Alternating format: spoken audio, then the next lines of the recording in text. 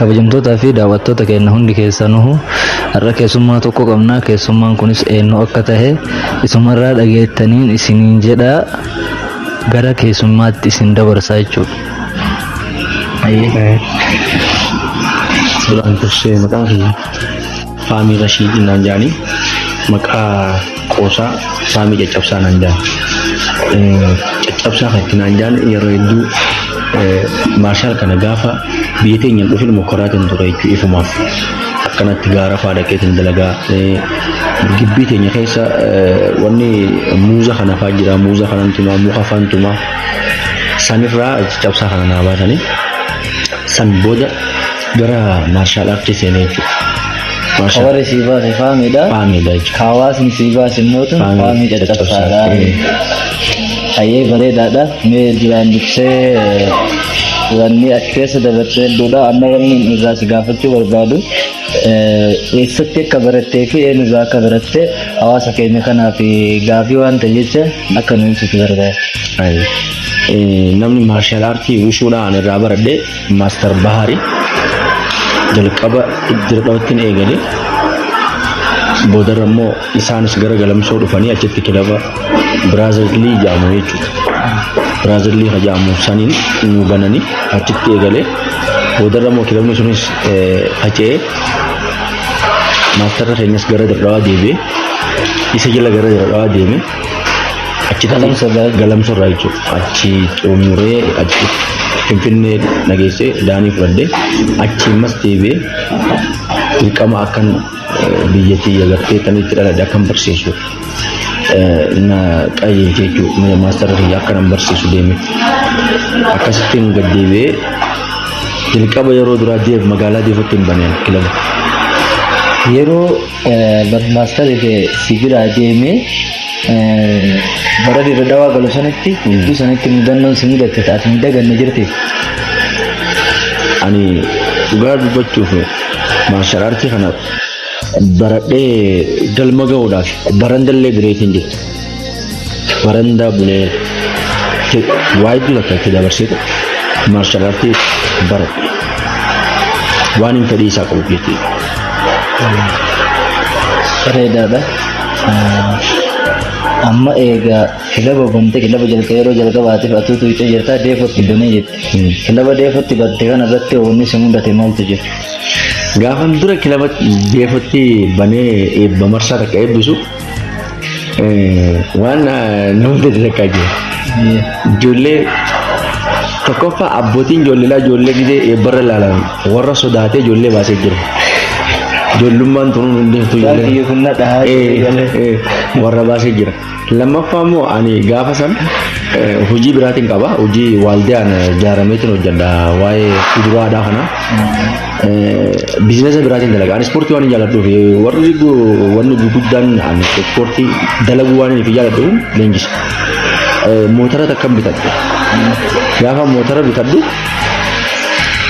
motora maallaqa keenyaan bitatee asumatti eebbata akka eebbisee motora bitatee jaanii baasan ijoollenis ni baate. Ani immoo achirraa deemee galamsootti hin bane itti fufee akkasitti hangammaa as geenye jecha. Bareedaadha marree haala namatti tolu mudannoo ajaa'ibaati. Haati maallaqa isaaniitiin bitta isaaniiti ijoollee dalagaa keessaa yaasanii kun sodaatee yaasee biyya si kilaba sadiitti fuuftee moo hin dhaabbiru? Kilaba achirraa dhiiseeti galamsoo itti deemee bane san booda galamsoorraas gara Machaaraa galamsootti bakka hedduu nama ijoollee hedduu leenjise beekumtii itti argadhe haalaan jechuudha. Barattoota ciccimaa baase warra dirgomee. Amma magaalaa galamsoo irratti leenjisutti bittaa jiru. Hayyee mee amma asinaan daawwattoota keenyaaf leenjistoonni itti baafte tilmaama meeqan ta'a? Leenjistoonni an baase gara nama 52ti. Warra farstii qabu, warra sagandii qabu fi warra sardii qabu hedduu nama 52 ni ta'a. Hayyee bareedaadha. Duuba galamsa keessatti mudannoo ni jirti. Galamsoo keessatti gaafa duraan wushuu barsiisuuf dhufu biyyi Itoophiyaa keessatti leenjistoonni gufuunatti ta'anii jiran. Akka leenjisuu hin dandeenye jechuudha. Wushuun tun bakka ispoortii. Akka kilaba achitti hin dandeenye. Ijoollee ispoortii hin dhumtu. Ammas nama caccabsitii namni ni caccabaa namni ni kollofamaa jaanii. Namni adda biinxamaa hiddaan nama citafaa jaanii. Hiddaan nama citafaa jaanii warra silaa yeroo san hooggansarra jiru naddiranii. Booda garuu warri hooggansaa kun warra barate ifumaafuu jaalatan. Wanni sun akka adawummaaf taati beekanii haala naan jeessanii. Namni hin daganne yeroo san keessatti Hussein Waayyuu nama jedhamu communication irratti itti gaafatamaadha. Abbas Muhammad amma Ameerikaa jira. Isaan san fa'aa Abdii ammas gaazexeenya Kaayiroo jira amma inni biyya Awurooppaa sana seenee jira. Isaan fa'aadha warri na gargaare. Madrasa cinaa dhaabbatee. Galatoomaa jennaan. Ilmaan Oromoo qashtiidha isaan. Hayyee bareedaadha. Leenjistoota jidduun buna nu shaagale.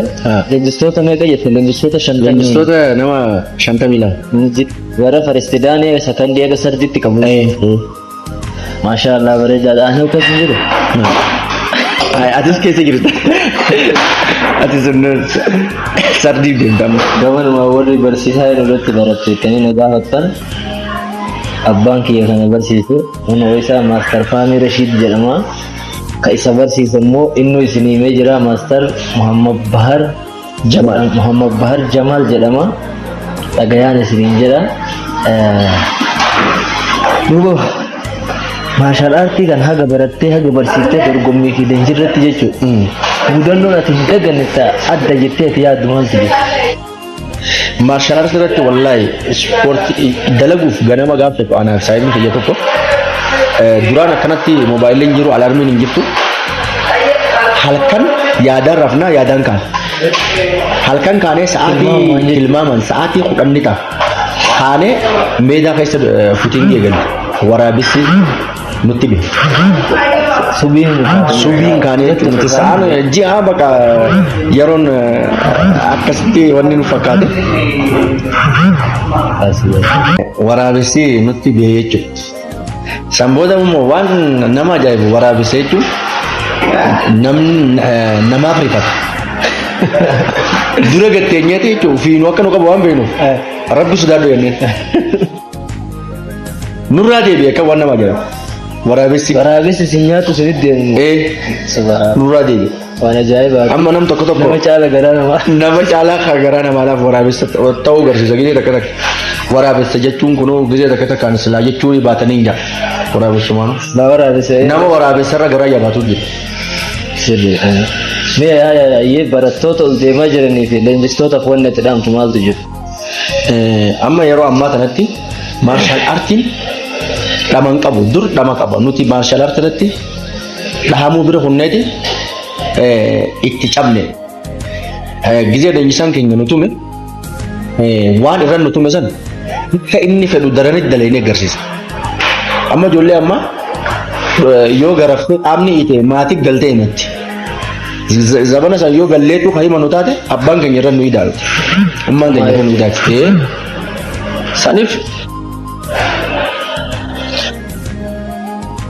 Saniif ijoollee dhaloota ammaa kanaa kan maarshaal aartii irratti waan hin dhaameef maarshaal aartii dhugaan dalagaa sirriitti.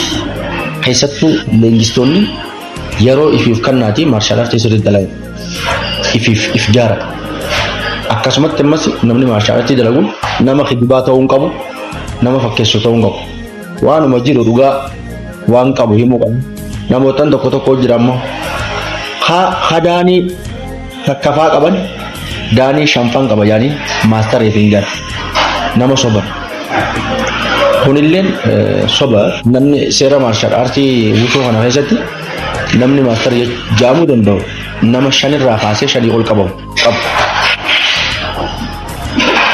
Daanii 5 irraa kaasee 5 ol nama qabuutu maastara jaama.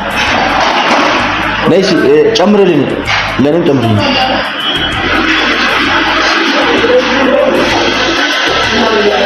Sekarang dia sekarang. Lene. Jangan jika aku. 3 miliar. እዚሁ ላይ ከዚህ ጋር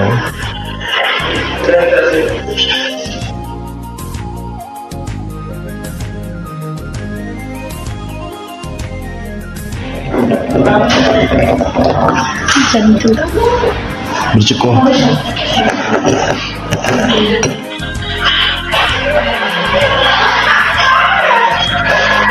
አየ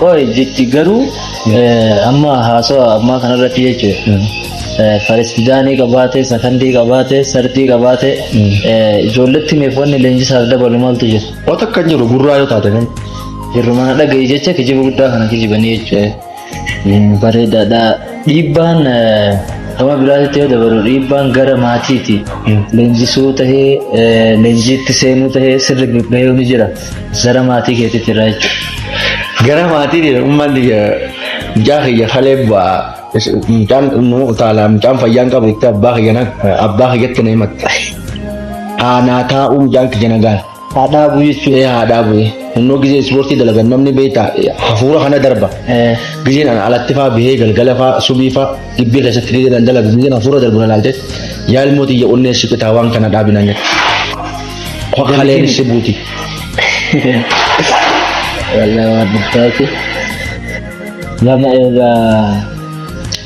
ማርሻል አርት के सगम तुत्तेगम बुलते सिंते है बुलती जारुती ማርሻል አርት የተሳ ወጋ ሸን ወጋ ሰደት ማርሻል አርት के तुत्तेगम बुलती जारुती सिंते एगसेंतेओ akka duraatirra jijjiiramni hariiroo barataatiin haa ta'u hariiroo namoota biraatiin haa ta'u bultii tana keessa wantoota hedduu jira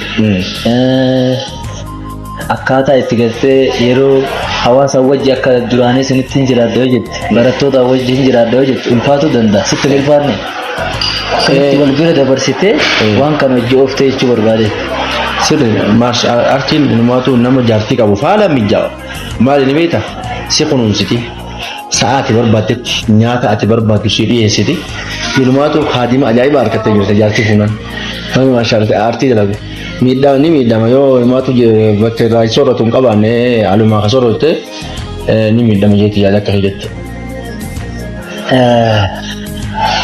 akkan dhagahee fi akka miidiyaa gubbaratti tahee lafattis tahee dhagaheeratti jidduu ta'etti fi jidduu hawaasa galamsa waattu jira.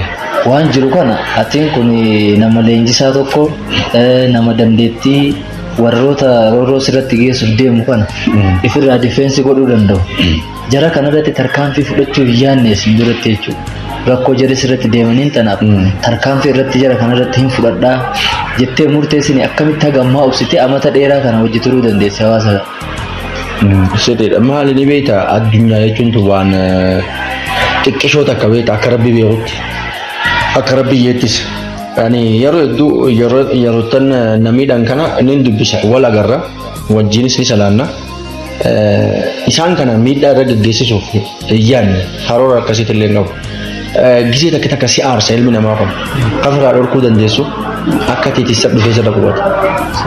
Maaliif rabbiin ammoo beektaa yoo nama miti rabbiin sin dhiisu. Namni tokko maarshaal aartist dalagee waraanallee ta'ee rabbi jalaa gara itti boon qabu. Saniif jaroottan namiidhaan kana rabbi qalbii haa kennuuf iyyatu mandhiisa. Bareedaadha. Mee gamanumaan hawaasa nu daawwatutti jiru warri magaalaa san keessa jirtan miidhaa kana inni tarkaanfii fudhachuu kan dadhabee miti irraa dhaabbadhaa irraa wal dhaabsisaa jennaani ati waan jettuun qabda. Walaa hawaasa keenyallee gartee yaanni isaanii yaada bareedaadha. Alaa gisee natti dubbatan namoota hedduun natti dhadhalaanii haqaan qabaachuu keenyaa fi kana waa hedduu kanatti na gargaaraa turani. Ammoo silaa akka naanjaan kana osoo walii galanii bakka silaa sagaleen namaa itti dhagahamtutti osoo naa dubbatanii haalaan bareedaadha jeetii jaan. Saniif hawaasni magaalaa galamsoo akka hawaasatti yoo naa rifattan dhugaa kiyya kana akka bahuu fi waan gartee haqa kennatee madrasaan illee haa jiraatu nutis haa jiraannu waan nuu kafalamuu qabu silaa nuu kafalanii hawaasni natti tola. Gammachuudhaan jechuu akkuma duraanuu wal jaalannutti jaalalanii. Bareeda dhagaa turtii bareedduu dabarsinee kanarra dheeressuuf yeroo hedduu baay'ee hin qabnu. Walumaa galatti hawaasaaf wanna itti dhaamte yoo jiraatte barattoota hawaasa mee dura barattoota kee kasi jalaa baan akka kiyyaa kana baa jechuudha. Akka kiyyaa kanaa fi kana fakkaatan hundaaf wanna itti dhaamte jira barattoota sirratti leenji'anii baan. An barattoota kiyyaa kooniin an dhaamu akkuma duris dhaamaa ture leenjisaa ta'uuf kijibaa ta'uu hin qabdu. Beekamaa ta'uufis kijibaa ta'uu hin qabdu. Jabaa ta'uufis iffaarsuu hin qabdu. Jabaa ta'uuf carraaquu qabda. Leenjisaa gaarii ta'uuf ammoo dhugaa dubbachuu qabda. Haqa kee eeggachuu qabda. Haqa namaas eeggachuu qabda. Haqa rabbiitis eeggachuu qabda. Namni si biratti miidhamuu hin qabu. Nama sobdee sobaan namarraa waa fudhachuu hin qabdu.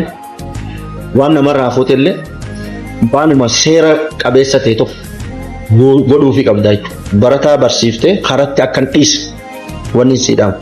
Nama maarshal aartii jaallatu nama hedduu kan itti dhabneen sababa leenjistoota kashlabbeeti. Leenjistoonni kashlabbeen kun asitti osoo kilaba bananii jiranitti fiiganii bakka bira dhaqanii banan. Gaafa kilabni tokkorraa maallaqa huccuu fudhatanii badanii achitti kaanitti dhaqan. Sanirraas gizee waa guutatan kaanii kutan.